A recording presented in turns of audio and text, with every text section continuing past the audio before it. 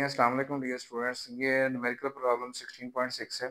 इसमें एक RL circuit के ज़रिए हमने इस प्रॉब्लम को जो है वो सॉल्व करना है। हमें ये बताया गया कि एक इंडक्टर है जिसकी जो इंडक्टेंस है वो 10 मिली हेनरी है, यानी 10 × 10⁻³ हेनरी। अच्छा, इसमें जो रेजिस्टेंस है ये उसी कॉइल की रेजिस्टेंस का जिक्र किया गया है कि कॉइल की अपनी रेजिस्टेंस जो है वो 20 ओम है। ये कॉइल की रेजिस्टेंस है, यानी वो जो वायर है जिसके जरिए वो कॉइल बनाएगी, ये जो एक्चुअली उस वायर की रेजिस्टेंस है, ये रिएक्टेंस हरगिज नहीं है। लेकिन ये रेजिस्टेंस इसकी रिएक्टेंस के साथ मिलके वो ऐसे ही बिहेव करेगी जैसे ये रेजिस्टर और आपके पास ये जो इंडक्टर हैं ये सीरीज में लगे हुए हैं। सो हम इसको आरएल सीरीज सर्किट जैसे हम जो है सॉल्व करते हैं, हम इसको वैसे ही सॉल्व करेंगे। हमें ये बताया गया है कि वोल्टेज की आरएमएस वैल्यू जो है वो 240 वोल्ट है। फ्रीक्वेंसी दी गई है कि 180 पाई हर्ट्ज है। तो आपने पावर डेसिपेशन मालूम करनी है। अच्छा, अब आपको पता है कि जब आरएल आपके पास सर्किट होता है तो उसमें जो वोल्टेज है वो लीड करती है। वोल्टेज करंट से जो है फेज एंगल थीटा जो है वो लीड करती है।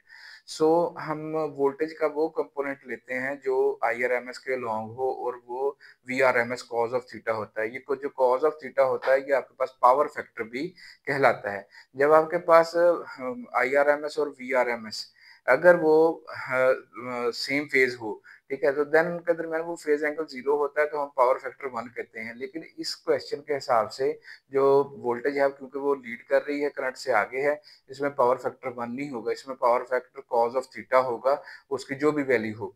सो आगे चलते हैं। इसका मतलब है कि हमें जो है ये पावर निकालने के लिए हमें ये कैलकुलेट करना पड़ेगा, I R M S into V R M S into cos of theta.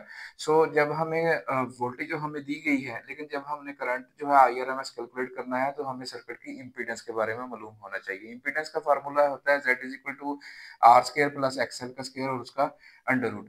हम इसमें जो रिएक्टेंस ऑफ द इंडक्टर निकालते हैं omega into L, that is 2 pi F into L. हमारे पास वैल्यूज दी गई हैं, हम लिख लेते हैं 2 इंटू पाई, और ये जो है आपके पास फ्रीक्वेंसी की वैल्यू 180 पाई हर्ट्स ये हमें दी गई थी। ये 180 पाई हर्ट्स हमने वो लिख दी। और ये जो 10 मिली हेनरी था हमने इसको हेनरी में चेंज करके 10 मल्टीप्लाई 10⁻³ हेनरी वो पुट कर दी। हमारे पास इसका आंसर आया है कि रिएक्टेंस ऑफ द इंडक्टर जो है वो 3.6 ओम है। अच्छा, अब हमारे पास रिएक्टेंस भी मौजूद है, दैट इज 3.6 ओम, और जो रेजिस्टेंस है वो भी मौजूद है। जो कॉइल की अपनी रेजिस्टेंस थी वो 20 ओम थी।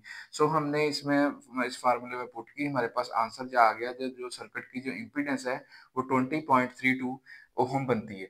जो हमारे पास जब जेड इम्पीडेंस आ गई तो ओहम्स लॉ के जरिए जैसे I R M S is equal to V R M S over ये आपके पास, क्योंकि ये इस सर्किट में कंबाइनली रिएक्टेंसेस और रेजिस्टेंसेस हैं, तो इसका जो कंबाइन इफेक्ट होगा जिसको हम इम्पीडेंस कहते हैं, तो वीआरएमएस को उस इम्पीडेंस पे क्या कर डिवाइड कर देंगे। तो 240 volt divided by impedance of the circuit that is 20.32, सो आपके पास आंसर आ रहा है 11.81 एम्पियर। सो हमने आईआरएमएस भी डिटरमाइन कर लिया, वीआरएमएस हमारे पास पहले ही था। अब हमने क्या डिटरमाइन करना है, थीटा, वो जो एंगल है। अच्छा, अब आपके पास देखें कि जब आपके पास आरएल सर्किट होता है उसमें ये आपके पास रजिस्टर की रेजिस्टेंस, ये उसकी इम्पीडेंस डायग्राम बनी हुई है। जो एक्सएल है ये आपके पास जो है वो अगर प्योर इंडक्टिव सर्किट हो, ठीक है, तो आपको पता है कि ये जो अब वोल्टेज होती है वो करंट से 90 लीड करती है, तो इसी वजह से यहाँ पे एक्सएल जो है वो इससे 90 लीड दिखाई गई।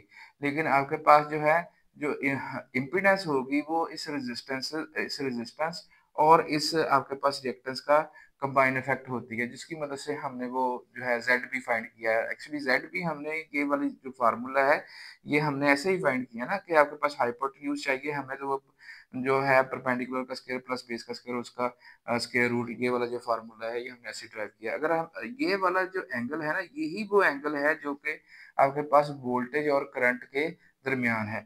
जेड के लॉन्ग आपके पास ये वी आर एम एस होती है और ये आर के लॉन्ग आपके पास जो है वो आई आर एम एस होती है। सो यहाँ पे ये थीटा आपने डिटरमाइन करना है, तो theta will be equal to tangent inverse of X L over R. यानी अगर हम टेंजेंट थीटा की बात करें तो वो परपेंडिकुलर ओवर बेस होता है, tangent theta is equal to X L over are.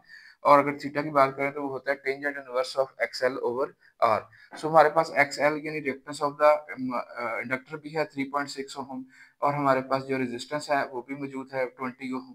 हमने इसको जो है उस डिवाइड किया, जो भी आंसर आया उसका हमने टेंजेंट इनवर्स लिया।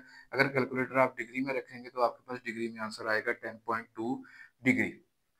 अच्छा, अब उसके बाद हमारे पास जो-जो वैल्यूज़ हैं हमने पुट कर दी। आईआरएमएस की वैल्यू 11.81 एम्पेयर, वीआरएमएस उसने गिवन दी हुई थी 240 वोल्ट, और कॉस ऑफ थीटा ये फेज डिफरेंस अब हमने निकाल लिया है, दैट इज़ 10.2 डिग्री। हमने ये पुट किया, इसका कॉस लेंगे, मल्टीप्लाई 240 मल्टीप्लाई 11.81, तो आपके पास पावर आ जाएगी 2790 वॉट जो है, ये वो पावर है जो डेसिपेट होगी, खर्च होगी। बहुत शुक्रिया, फिर मिलते हैं नेक्स्ट टॉपिक के साथ।